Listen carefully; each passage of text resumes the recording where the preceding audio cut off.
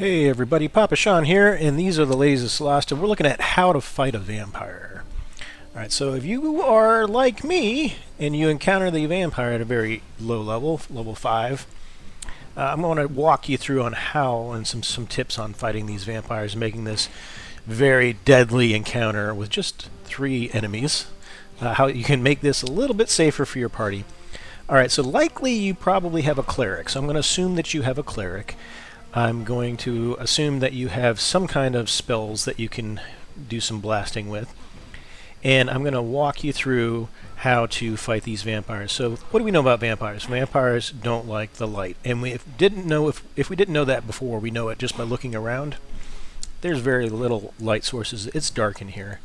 So they don't like light. They are undead and therefore not going to like radiant damage. Probably going to be resistant to other things non-radiant. Alright, so let's go ahead and move these guys into position over here. You look around the room, you might find things like boarded up windows. Well, the reason they're boarded up is why? Probably because these vampires don't like light. So we're going to change that on them. So Tessa over here, they're going to have legendary actions. It'll be another thing with vampires, and so they're slowing. They don't want us to move away. They're trying to chase after us. So your character's going to do some saves against that. Alright, so we can cast a spell, and let's go ahead and use Fireball over here. You notice how those windows are targeted? So a lot of spells like cantrips and things. So you could do this with a wizard. You could do this with anybody else. The cleric here is a battle cleric. That's why they have these spell for Fireball. And so we're going to go ahead and target this location. Let there be light. Now you've got light. And so what that's going to do for you is give advantage, or I should say disadvantage, gives disadvantage to the enemies when they attack you. It's almost as if you were taking the dodge action every turn. And so this is going to make it much, much harder for them to hit your tanks with 19 AC, armor class, right? So you want to go ahead and do that. Move your people into the light.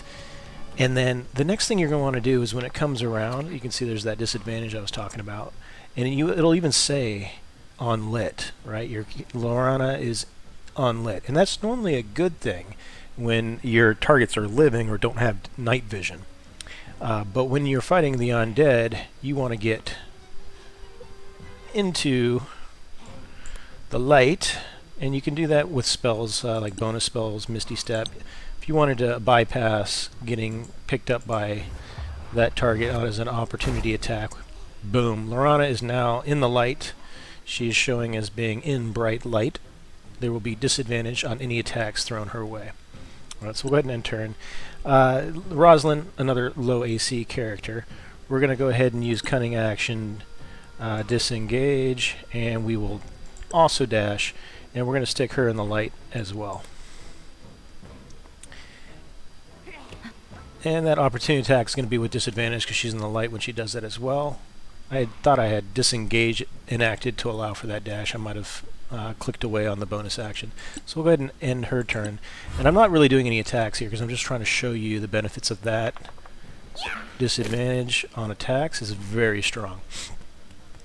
And you're getting attacked from all sides. And I want to quickly get it over to... let's see, Ginger's right here. She's taking that.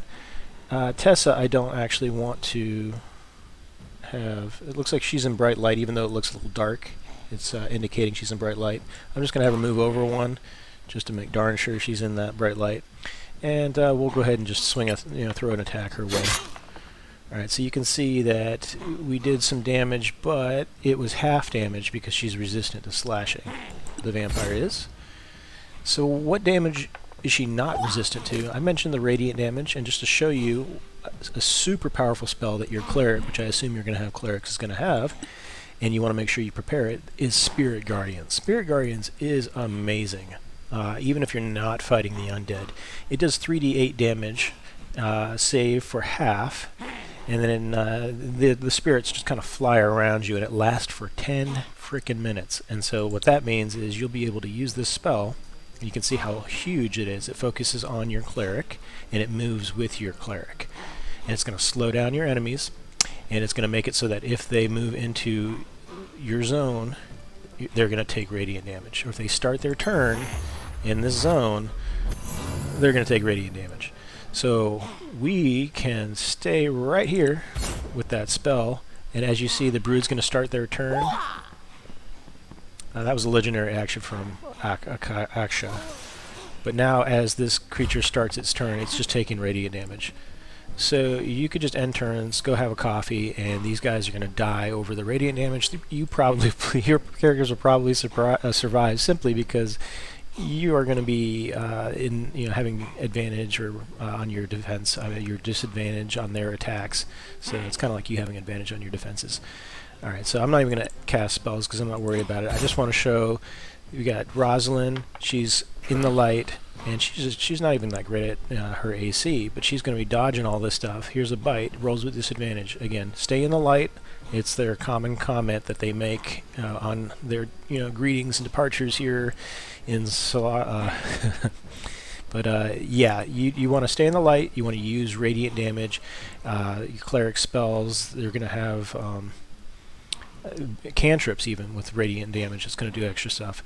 And if you get a character trapped out here in the light, this character's probably going to be fine. If you want to bring it in so that you're in there, you just want to make sure you do your disengage so you're not having opportunity attacks happen, and then you can move them so that you're behind your tanks, right?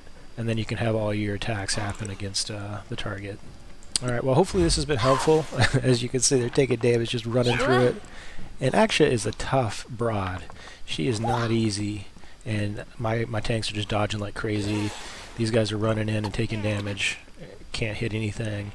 Makes this really tough combat seem very simple.